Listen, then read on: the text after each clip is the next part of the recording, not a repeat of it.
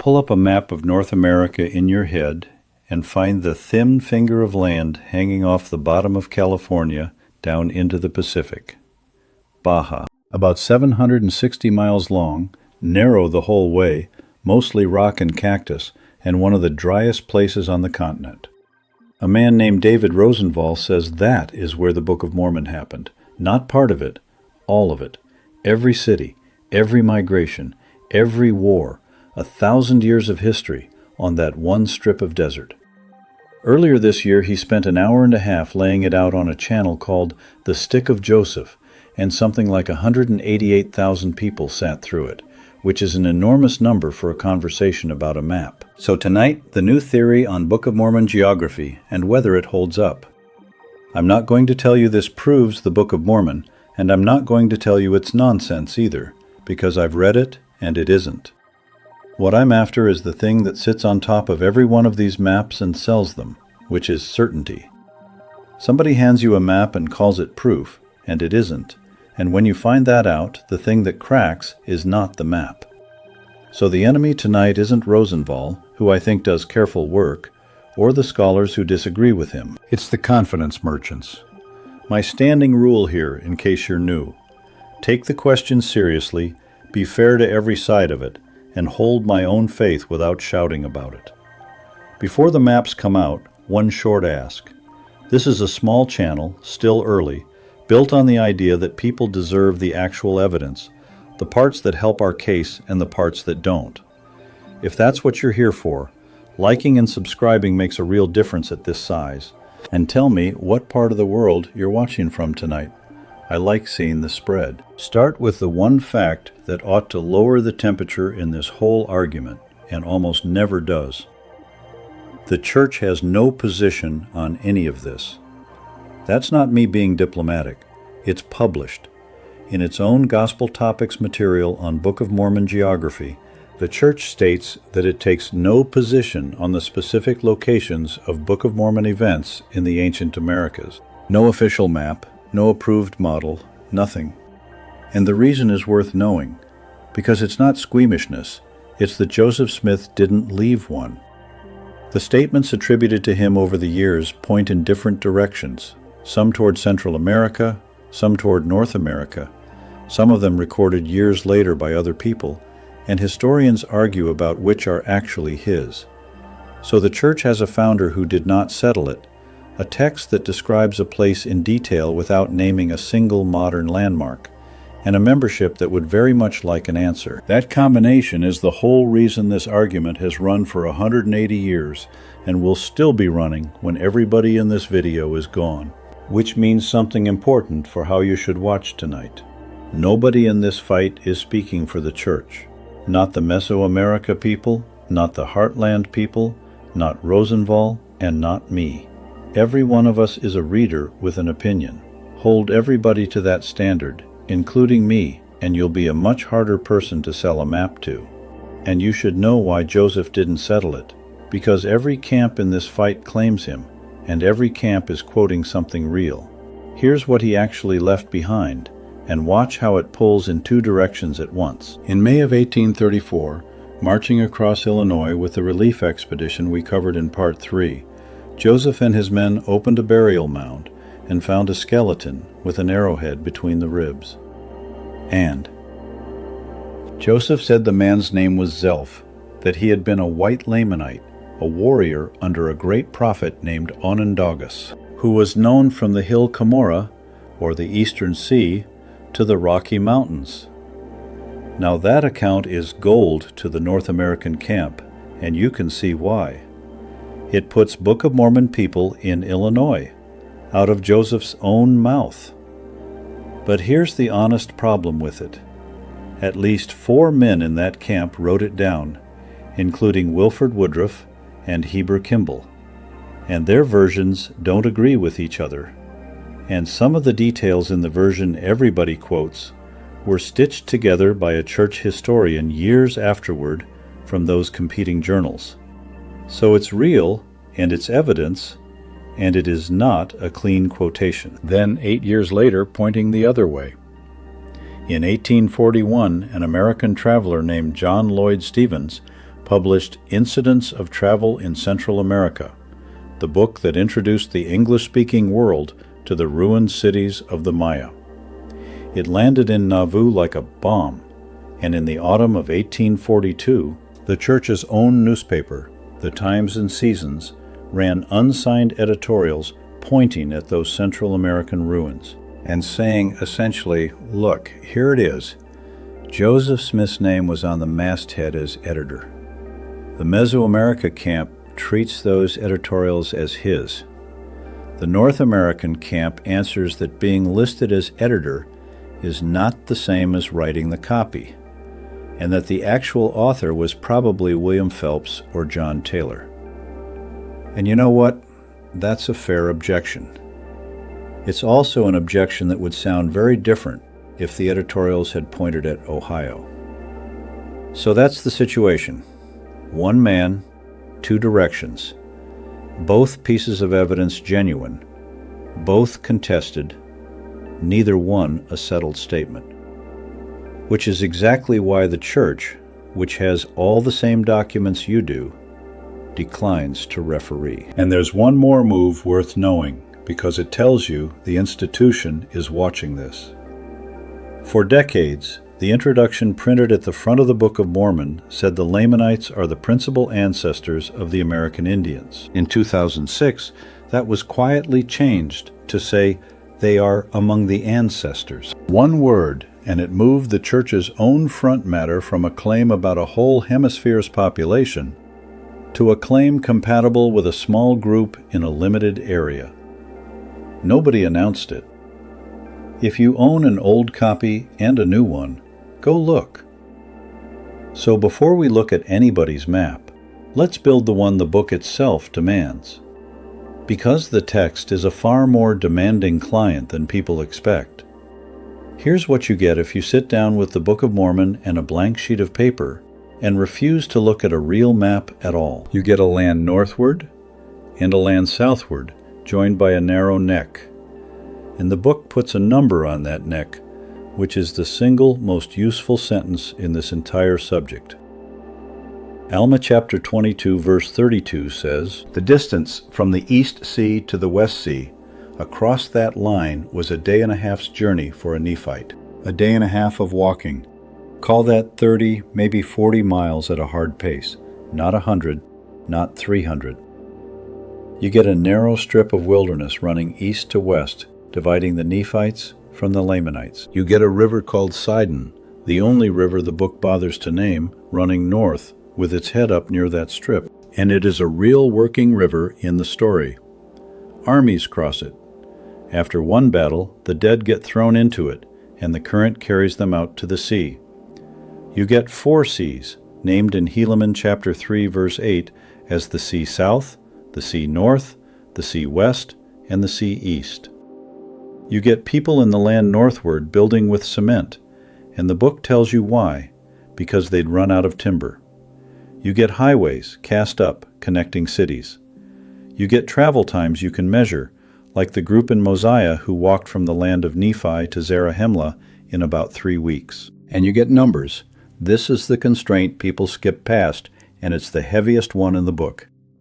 In Mormon chapter 6, at the last battle, Mormon counts his own dead by naming commanders, each of whom fell with 10,000 men. Add them up, and you get more than 230,000 people killed at one location in one battle. Whatever else that number means, it is not describing a few thousand families. Now put all of that together, and you have a set of specifications that any candidate map has to satisfy at the same time. A limited area, maybe a few hundred miles across, not a continent. A neck you can walk in a day and a half. Real seas on multiple sides. A permanent river with a current strong enough to move bodies. Agriculture that supports hundreds of thousands of people. Cities, cement, roads. Writing, since these people kept records for 1,000 years. That is a demanding client, and every model you're about to hear about satisfies some of it and strains on the rest. Every single one, including the one in the title, which brings us to the two maps that have been fighting each other for 40 years, because you can't judge the new one without them. The first is Mesoamerica, and for a long stretch it was the establishment view. Its most careful builder was John Sorensen, an anthropologist at Brigham Young University, whose book, An Ancient American Setting for the Book of Mormon, came out in 1985, and whose bigger one, Mormon's Codex, came out in 2013. It puts the story in southern Mexico and Guatemala, with the narrow neck at the Isthmus of Tehuantepec and the river Sidon usually identified as the Grijalva. Its strength is enormous, and it is the reason it dominated. Mesoamerica is the one place in the ancient Americas that actually had the civilization the book describes. Cities, monumental building, cement genuinely in the right centuries, roads, organized warfare on a big scale, and writing, a real script, which matters more than anything, because the Book of Mormon is above all a story about people who kept written records for 1,000 years, and you cannot do that in a culture without writing. Its weakness is that neck. The Isthmus of Tehuantepec is around 125 miles across at the narrowest. That is not a day and a half's walk, and every attempt to make it one has to stretch. And Sorensen had a second problem, direction. To make the geography work, he argued that Nephite North wasn't our north, that their directional system was skewed by something like 60 degrees. There are honest arguments for why an ancient people might do that. It is also, unavoidably, a large adjustment made to fit the map, and critics inside and outside the church have said so. The second map is the Heartland model, associated with Rod Meldrum, Wayne May, and Jonathan Neville, and it has grown fast, especially online. It puts the whole story in North America, in the Mississippi and Ohio River valleys, identifies the Nephites with the Hopewell mound-building culture, and keeps the hill Cumorah, where Joseph Smith actually dug up the plates, in western New York. Its strengths are real, and they are mostly about Joseph. He said things about North America. A revelation in 1841, section 125 of the Doctrine and Covenants, refers to a place in Iowa by the name Zarahemla.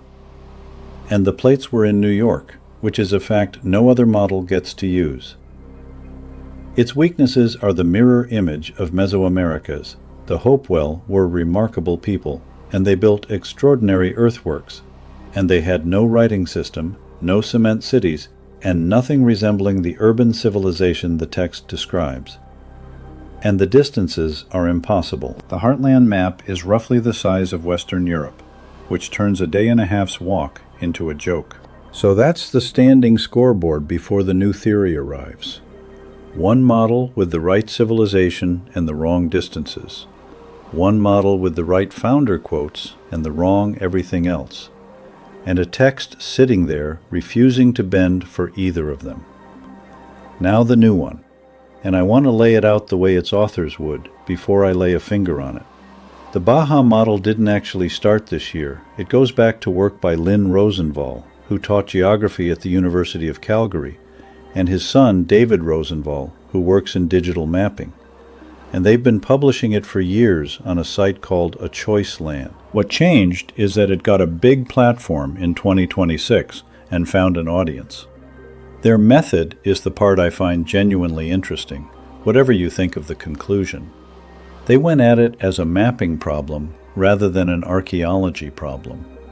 Pull every geographic statement out of the text, thousands of them, distances, directions, elevations, relationships between places, and then treat them as constraints, the way an engineer treats a specification, and see which real terrain satisfies the most of them.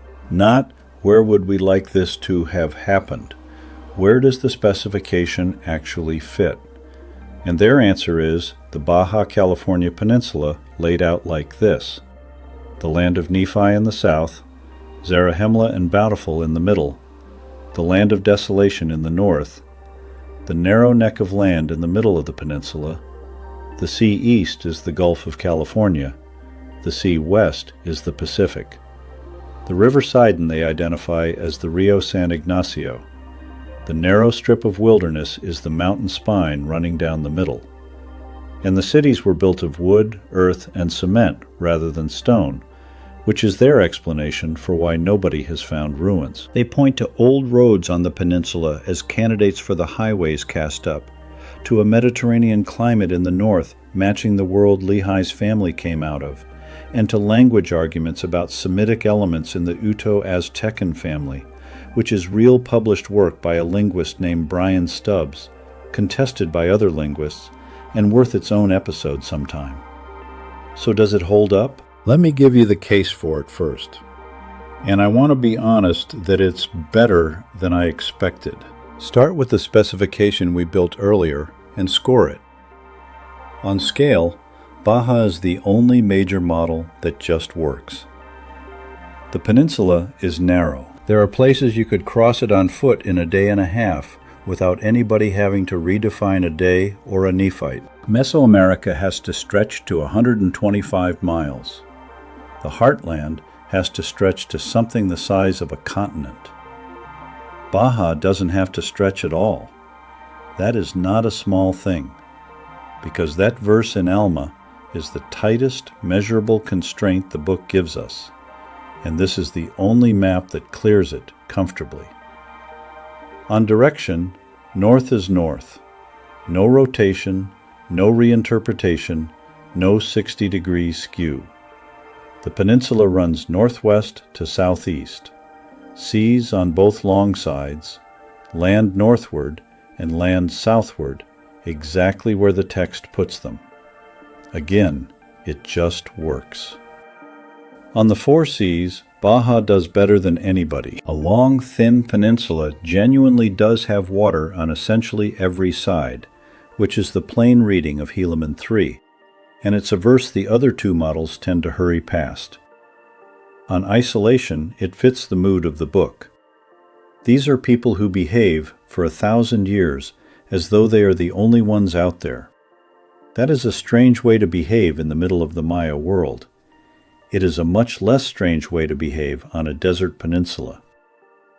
So I want to say this clearly because it's the fair thing and because you won't hear it in many places. The Baja model is not a crank theory. On the measurable internal geography, distances and directions and the shape of the seas, it is arguably the best fit of the three. If the only test were, does this map match the text's own instructions, Baja would be winning. Which is exactly why the next part matters so much. Because that is not the only test. Here is where it strains, and I'm not going to soften any of it. Water and food. The Book of Mormon describes farming, constantly. Wheat and barley and corn, flocks and herds, seasons of plenty and famines broken by harvests.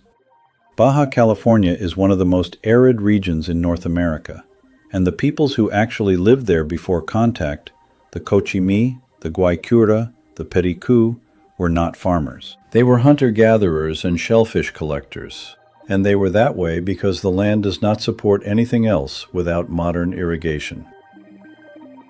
Population. This is the one I cannot get past. The book has more than 230,000 people dying at a single battle. The usual estimates for the entire population of the whole peninsula before European contact run somewhere around 40 to 50,000 people. Not 230,000 at one hill. 40 to 50,000 total, across 760 miles, spread over the whole thing. A model can absorb a lot of difficulty, but it has to feed its people, and Baja cannot feed the crowd this book describes. The river. Sidon is a working river with a current that carries bodies out to sea. The Rio San Ignacio is an arroyo. It is dry most of the year. You can walk it. Archaeology. No cities, no metalworking, no writing system, no large-scale agriculture. And the model's answer to that everything was built out of wood and earth and rotted away, is where I have to push back hardest, and not because it's implausible, because of what kind of answer it is. A theory that explains in advance why you will never find evidence has quietly stopped being testable, It can no longer be wrong. And a claim that can't be wrong also can't be confirmed, which means it can't do the job people want it to do. And one more, which matters inside the church more than outside it. Putting the final battle in Baja means the hill where those armies died is not the hill in New York, where Joseph Smith dug up the plates. That's the two Cumorahs question, and it is a live argument with real weight on both sides, including a mid-20th century church leader, Joseph Fielding Smith, who argued in print against separating the two hills. Any Baja map has to take that on, and it's not free. And there's a second list every one of these maps has to answer, and it isn't about terrain at all. It's about what the book says was living on it. Because wherever you put this story, the same problem walks in behind you. The Book of Mormon describes horses. It describes chariots, steel swords, elephants in the earliest period, wheat and barley in the fields, and cattle and oxen and goats. And the standard objection, made for well over a century now, is that the archaeology of the pre-Columbian Americas does not have those things. Horses went extinct on this continent something like 10,000 years ago and did not come back until the Spanish brought them. Nobody has dug up a Mesoamerican chariot. No steel industry has been found. That list is the real fight, and it does not care one bit which peninsula you favor. Now let me give you both halves of the honest answer, because this is a subject where each side quotes exactly one of them. The first half is that the list has actually gotten shorter, and that should matter to a confident critic. Barley used to sit right at the top of it, cited for decades as a flat impossibility, because everybody knew there was no barley in the pre-Columbian Americas. Then in 1983, archaeologists working in Hohokam sites in Arizona reported domesticated little barley in the ground, pre-Columbian, no question about it. That one item didn't get argued off the list, it got excavated off it.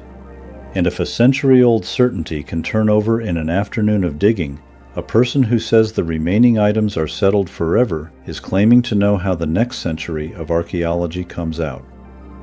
The second half is where I have to be just as hard the other way. The favorite response to the rest of the list is lone shifting, the idea that Nephite writers took familiar Old World words and stuck them on unfamiliar New World animals. Horse for tapir or for deer, cattle for something else, and that is a genuinely real phenomenon in the history of language. The Spanish looked at bison and wrote down cows. It happens. But watch what it does when you apply it everywhere. Every single time the text says something the ground doesn't support, you get to say the word meant something else. That will always work on any text, which means it can never be checked, and a defense that can never fail also can never count as a win. Use it once and it's a linguistic observation. Use it 14 times and it's a machine for never being wrong. So the fair statement is uncomfortable in both directions, which is usually the sign you've arrived somewhere true.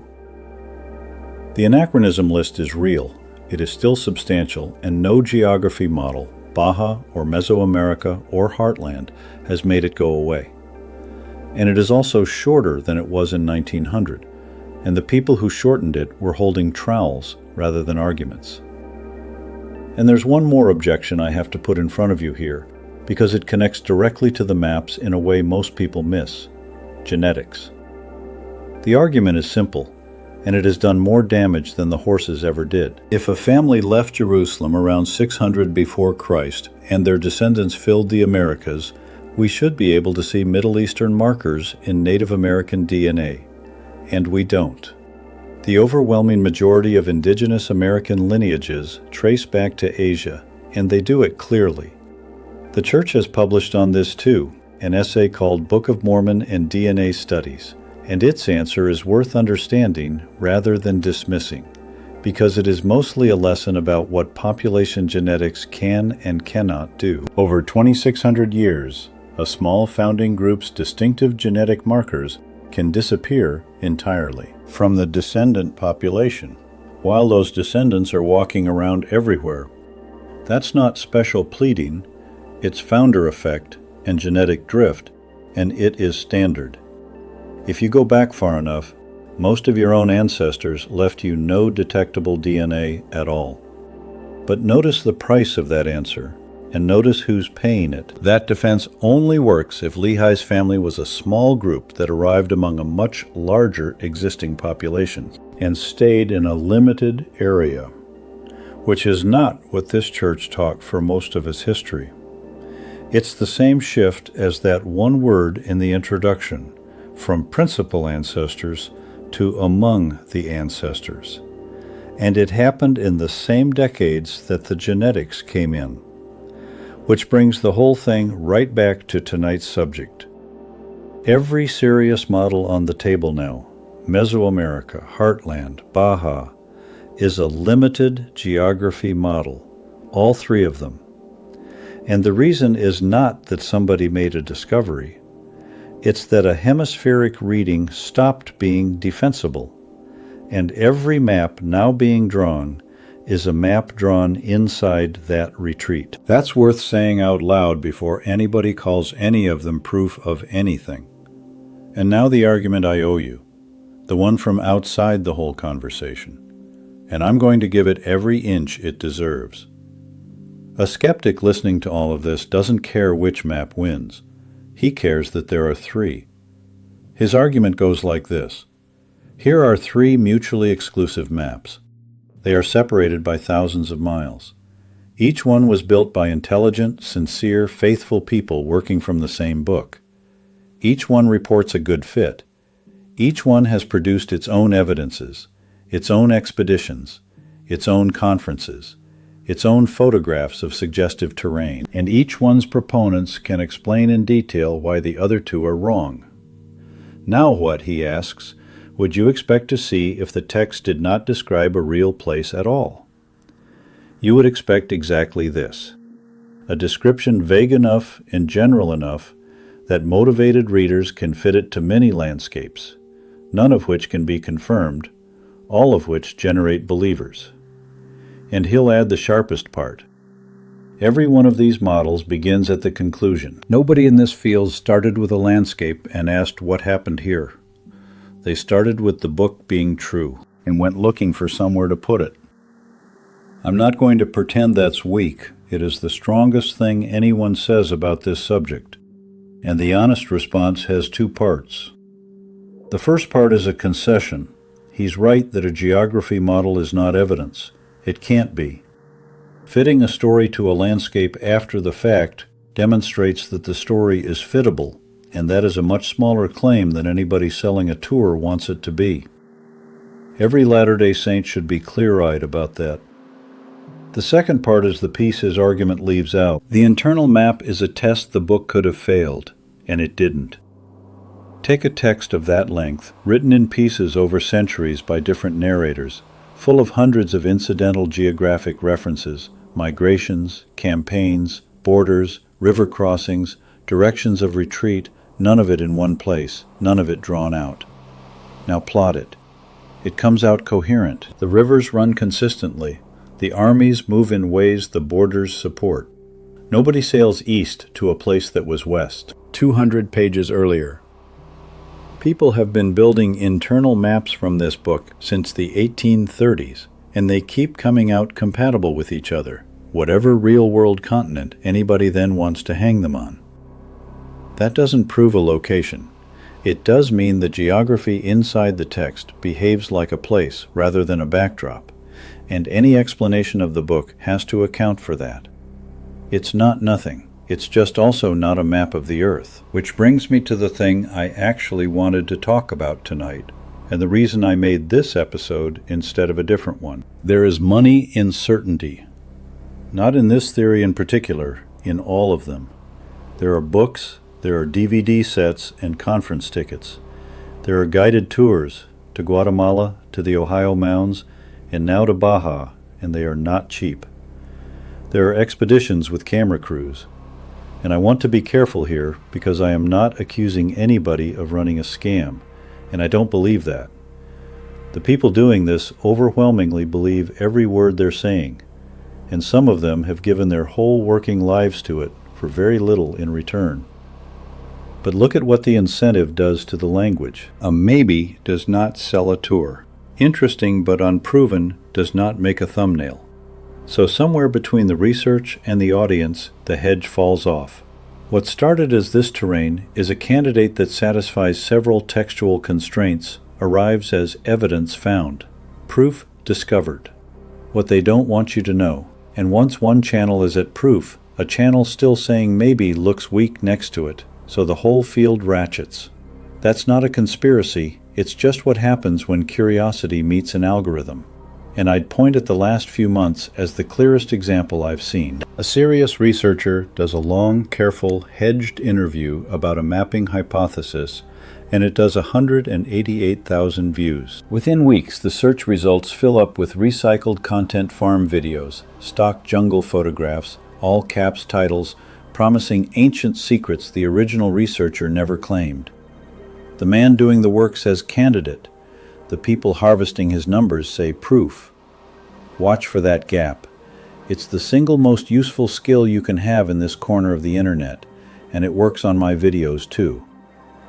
Here's the cost, and it's the same one I talked about in the Nauvoo episode. When a member is told that a map is proof and later finds out it is not, the thing that breaks is not the map. It's the trust in whoever handed it to them. I have watched people leave over less. The overclaim does more damage to faith than the doubt it was invented to cure. Every time. Because doubt is survivable, and being sold something isn't. So, does it hold up? Here's my honest verdict, in pieces. Because a one-word answer would be exactly the thing I've spent tonight complaining about. As a piece of internal geography, it holds up better than its reputation, and better than I expected. On the measurable constraints the text gives us, distances, directions, the arrangement of the seas, it may be the best fit anybody has produced. That is a real accomplishment, and the people who dismiss it without reading it are being lazy. As an archaeological claim, no. It does not hold up, and it isn't close. The population problem alone is fatal in its current form, and the water problem is right behind it. A land that supported perhaps 50,000 hunter-gatherers cannot be the land where 230,000 farmers died in one afternoon. And the explanation offered for the missing cities is unfalsifiable, which is the opposite of a strength. As evidence for the Book of Mormon, it isn't, and neither is any other model. And that's not a knock on Baja, it's the nature of the exercise. A map is a hypothesis about a text. It is not a confirmation of it. Anyone who tells you otherwise, on any side, in a jungle or a desert or an Ohio field, has just told you something about themselves. So what is it good for? More than you'd think. Every one of these models, done seriously, is somebody reading this book harder than almost anyone else alive. Rosenvall knows exactly how far it is from the land of Nephi to Zarahemla, and which way the current runs in the Sidon, because he had to. That's real study, and it's a lot better than the thing most of us do, which is read past all of it. And when the church says it takes no position, I don't hear an institution dodging. I hear one saying, correctly, that where this happened was never the point, and that a person who finds the right hill has not thereby found anything that matters. The book itself never asks you to locate it. It asks you to read it and take the question to God. That's an uncomfortable answer for those of us who'd rather have coordinates. It is also, as far as I can tell, the only answer that's actually on offer. So give me a straight answer below, and be specific about it. Which model made the most sense to you, and what was the thing that actually convinced you? Not which one you were taught. Which one you'd defend. And if this is the sort of thing you want more of, the companion to tonight is the episode where I audit what recent scholarship really has and hasn't added to the Book of Mormon, because it's the same discipline pointed at a different pile of claims. I'm Nathan Reeves. Thanks for being here, and I'll see you in the next one.